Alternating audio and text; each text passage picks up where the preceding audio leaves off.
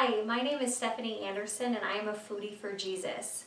So I recently shared a big mess up I had with food. So I had been on this amazing transformational journey with my food and experiencing this freedom that I had never felt before in my life.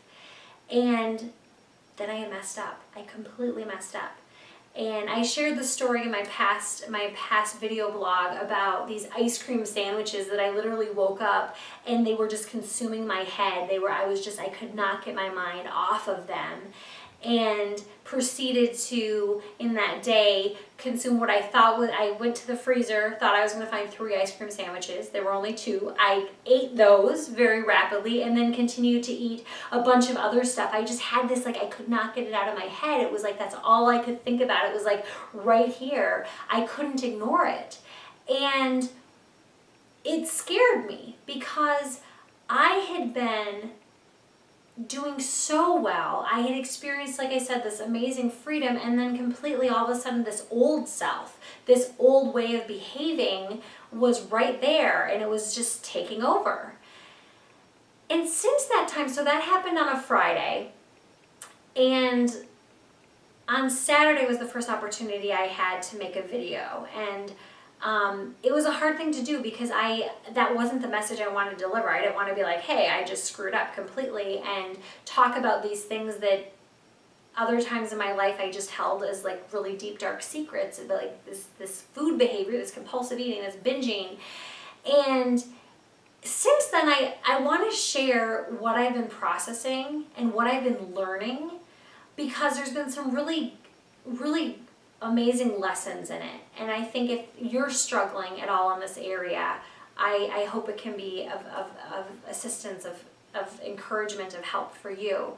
So one of the things I did is, so that happened on the last video I did about it was on a Saturday, and then that Sunday I had some time to spend some time journaling and thinking and processing, and I really wanted to just figure it out. I wanted to get the answer to this problem. I wanted to know, why did this happen? What happened that caused me to behave in a way that I thought I was free from, right? And so what I did, I like making lists, and I like journaling and problem solving. And so I started just asking myself some questions. And so I want to share with you a little bit of like what I was as I was trying to figure this out. So I was asking, the big question was, why did I turn to food? What was it in that moment? Why did I give in to that compulsive eating? And why was I feeling that way? So I thought, well, did I want a quick fix? Well, why was that? Why would I need a quick fix? So I thought, I didn't really feel like I was in a situation where I needed like a quick fix. I thought, well, was I being rebellious? Because at other times in my life, food had been a way of rebelling. Really kind of one of the only ways I really, truly, really rebelled, especially like as a teenager, was like eating things that I shouldn't. And I thought, no, in this situation, I didn't think of anything that I was, feeling rebellious about. So I thought, well, was it the taste? And I thought, well, it's a hard time believing it's the taste when I consumed it at such a rapid pace that I really didn't have much time to even taste it, right? So then I thought, well, maybe it's related to kind of these addictive, the addiction, the physiology, the things that are going on in my body. And while I recognize that there are addictive tendencies, both of my biological grandfathers were severe alcoholics, so I know that I have like a predisposition because of my genetics to that. But I was the one that made the decision, and I was the one that I had this crazy head about it. So I was like, well, I can't blame it fully on that because I was the one who made the decision to eat that food. And so I was stuck. I was like, why? I couldn't really think of anything rational.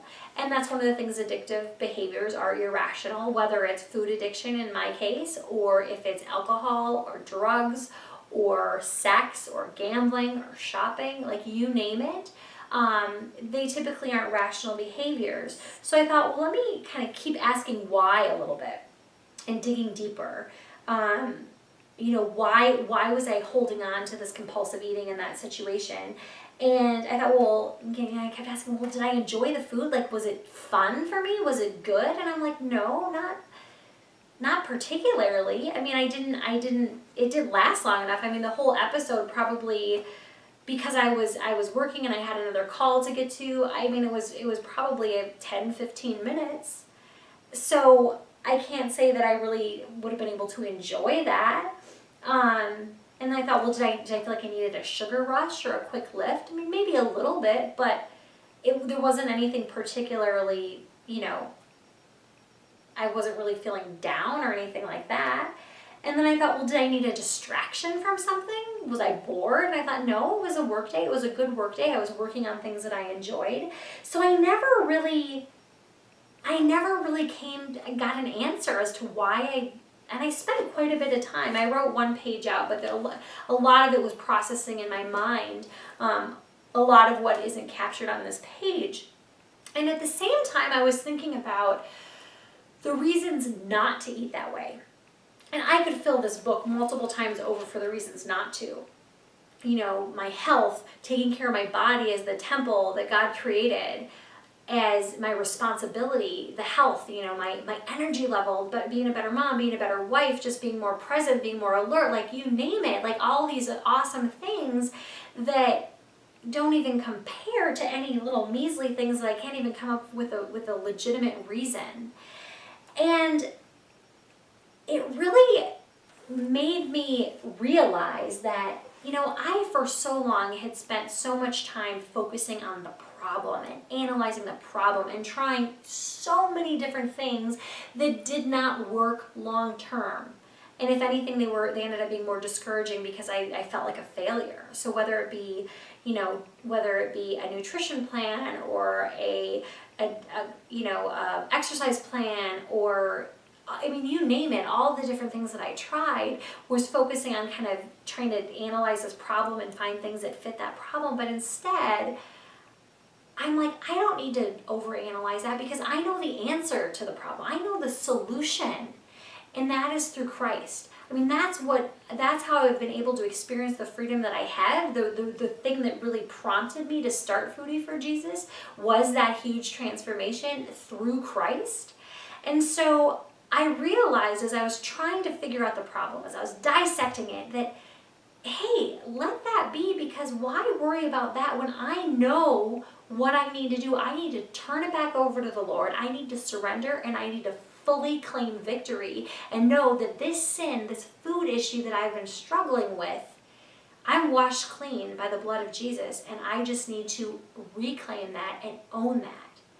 And it's very similar to the gift of salvation. It's there. We just have to accept it.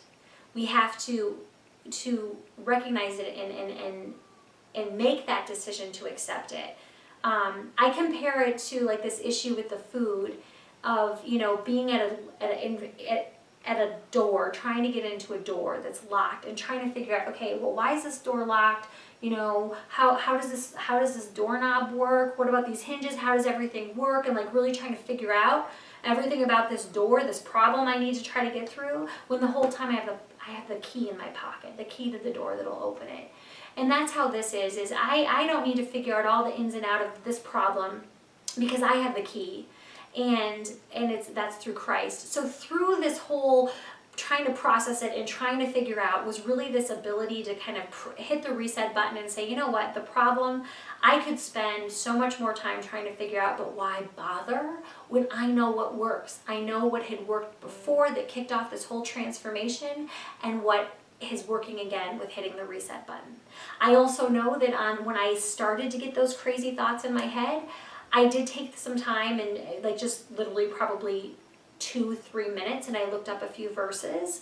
I needed to do more than that. I really needed to spend time and be still and absorb that and spend time in prayer and recognize this issue that I was facing, rather than just kind of being like, oh, well, I've been on this great journey and I'm transformed, and not realize that I was incredibly vulnerable at that point. And you better believe that the enemy knew that as well. And I messed up. So the beauty of it is I am washed clean. I am feeling back on track. Now it's only been a couple of days, you know, although I usually release these videos about every week, so it'll be a little bit longer from when you see it, but I'll keep, as I'm continuing to process this and really have my guard up, I'll continue to share more about that. But I hope this has been an encouragement to you, and I hope that you can potentially look at whatever issue you're facing in new light and know, you know, are you spending too much time on the problem when the answer is right there? So just want to encourage you to look at it that way. I'm so glad. Thank you so much for tuning in, and I'm looking forward to next time. Thank you.